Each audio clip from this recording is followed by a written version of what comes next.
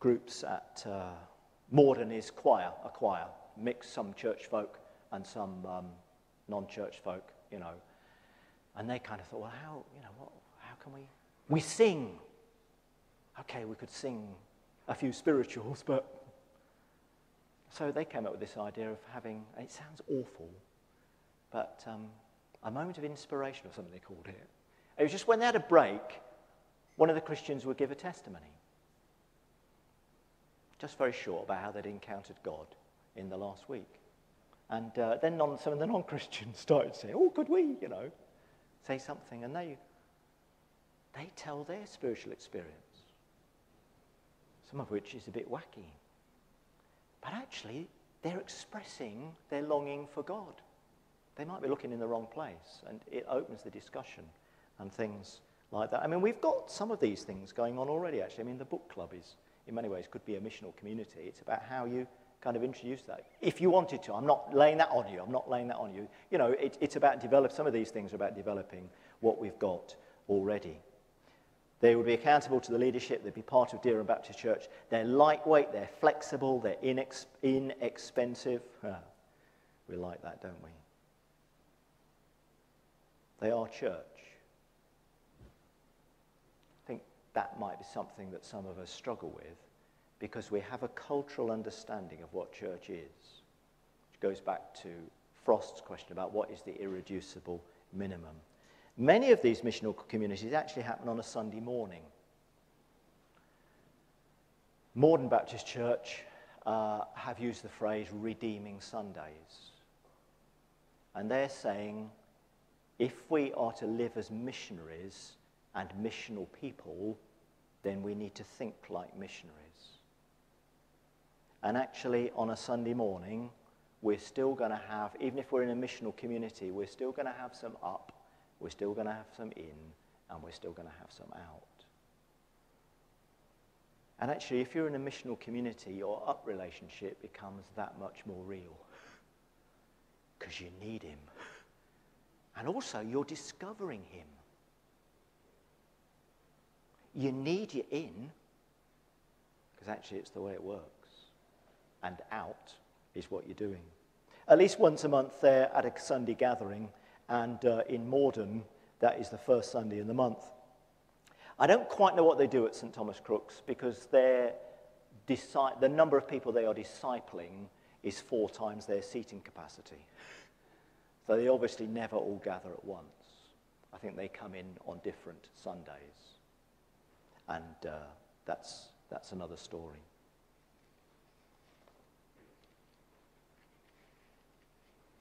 It's about learning to live as missionaries. When do I get fed? Well, you get fed once a month with this particular way. You also learn to feed yourself, because your own Bible reading becomes that much more important. You learn to feed actually as you serve with other people and as you see what God is doing. It's a different way of thinking and operating. And there will be some of us, and I'll look at the camera now, some of you listening to this on the internet, in whom this is stirring something. Okay, come and talk to us, please, on a leadership level. We are going to get Gavin Murray and some of the folk from Morden to come and do some training with us in September.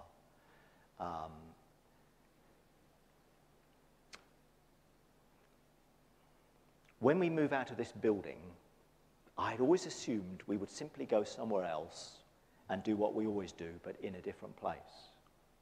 Actually, when we're out of this building is a really good opportunity to do some experimenting. That would be a good time to do it. We will be going to a different building and doing what we normally do. We need to retain that safe core. But during that period, some of you might like to do some different things. So there we go.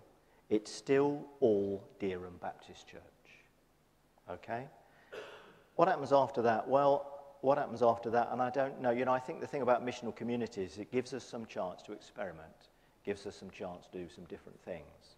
And I would hope that actually after that, out of that, would develop maybe some more incarnational groups that they're still part of Dereham Baptist Church, but they're connected in different ways.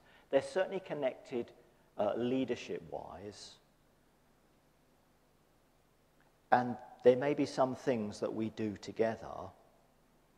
They're connected, and yet they have a level of independence about them as well, and also they are looking to be planting out of themselves as well. Okay, I'm sorry, I've done all the talking tonight. Thank you for listening so carefully. Are there any immediate reactions, questions that people want to ask? I'm aware that it's 8:30 now, and I just apologise but it is important to me, even if it isn't to you. So sorry if I've abused anything this evening. Yeah, thanks, Adrian. Do you want to? Yeah, you ought to.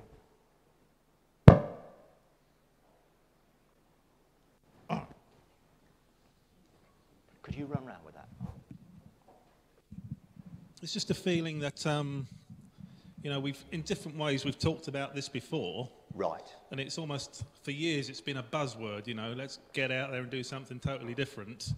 But the bottom line is, I like it quite safe. Yes. Yeah.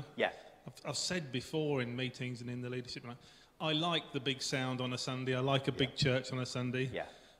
And it's not particularly safe for me to go out and do something outside. Yeah. But it's really good to say it because it makes me feel good. What are the thoughts of the leadership? Are they just starting to get their heads around this?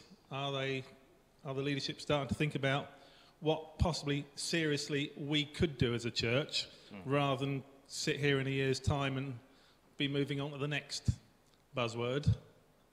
Is there going to be a consensus of opinion and sort of clear leadership and clear direction as to what this church can do by way of programs to do these things? I heard what you said. You mentioned earlier on about the fact, if you're out there tonight and you've got any ideas, come to us. Yeah. There can be the danger that what will happen is somebody will have an idea, come to the leadership, and the leadership will say, marvellous, clear off and do it. Yeah. Don't think that's necessarily a good thing to do, because it takes away sort of the accountability, it takes away the control. It's also not fair on the person that you've wound up and said go away and do it, because they don't feel that they've got any backup and we also don't get some sort of clear direction where we as a church, we as Dereham Baptist Church are going. We might be doing a bit over here or a bit over there or a bit out there, but it's still got to come back to this whole with sort of the structure coming through. Yeah. But my big thing is, I like it safe. I think, well, don't want to speak for everybody else, but I think by and large we are very conservative with a small c, and we like to say, wouldn't it be nice too? But I don't know whether we really do in our hearts. Thank you. For me, one of the ways forward is to develop some experimental missional communities, okay?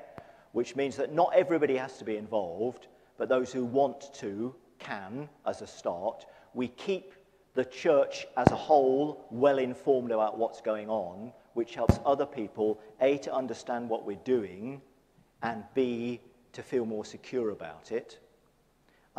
In terms of supporting people who would be in missional communities, I hear what you're saying. A clear vision statement has to be agreed with the leadership, and actually that's what they're held accountable to, and that's what they are supported into doing and enabled to do. Yeah? Okay, thank you. Clive at the... Oh, right, we've got somebody both sides. Yeah.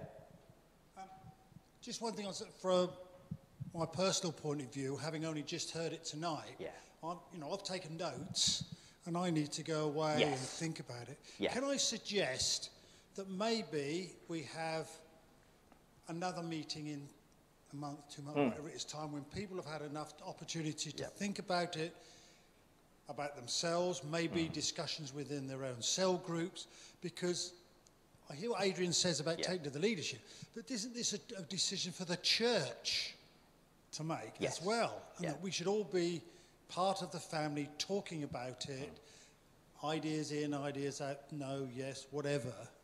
But, I've got lots of things going around in my head, but I want to go away and sort of put them in some sort of order and come up. Yeah. maybe there might be a sense come out of my mouth. I don't know. Not usually. Thank you. Yeah. Yeah, I mean, I appreciate it's a lot of information. Like this, as I say, this will be on the website, so you can. It'll be in. I don't know how many chunks it'll be in, because we can only get 15-minute worth on YouTube. Yes, thanks, Steve.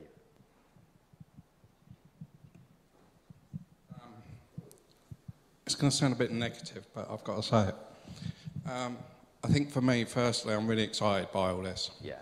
Because I think as a church, it's about time we got off our things and got on with some stuff. The thing that does concern me in all of this is what Adrian said, is that some of us kind of get out there and do stuff, and it feels that we don't get the backing of the church. And it kind of feels like we're fighting a battle on our own sometimes. Yeah, okay.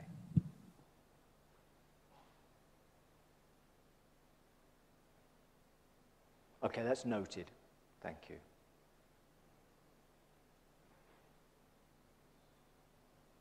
Thank you. Oh, sorry, we just need the mic. No, seriously, because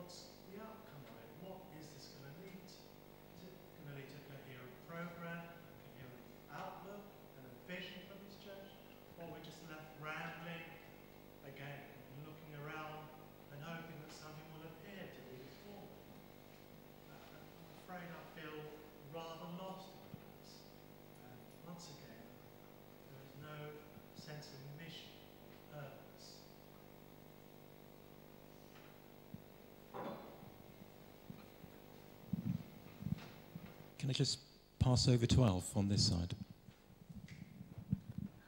I appreciate you gone. I was just thinking of that scripture, without a vision, the people perish. I'm so thrilled about what you're saying, brother. For over a year now, I've been doing personal evangelism in Hunstanton. I did it in March. I've brought people to the Lord, and I've been so impressed that I have to bring them to the church. Because there are teachers in the church, people need discipling. And actually, I've had these two people discipled. It's been a great thrill to me. When I was in Australia, it won't take too long, but I went to a church, and a lot of noise, a lot of praise, but what has stuck with me, when they had the prayer line, there was, I should think there must have been about over a dozen young people there. Some went out for prayer. Who's going to pray for them? I soon found out young women who'd been brought through the church, women of 22 and 23, they went and prayed. A young woman was prayed for just in front of me, and she was pouring out her heart to this older young woman. I thought, boy, that's what we need. You see, you can't just take hold of these things in 5 minutes. You have a vision, brother. I'm standing with you.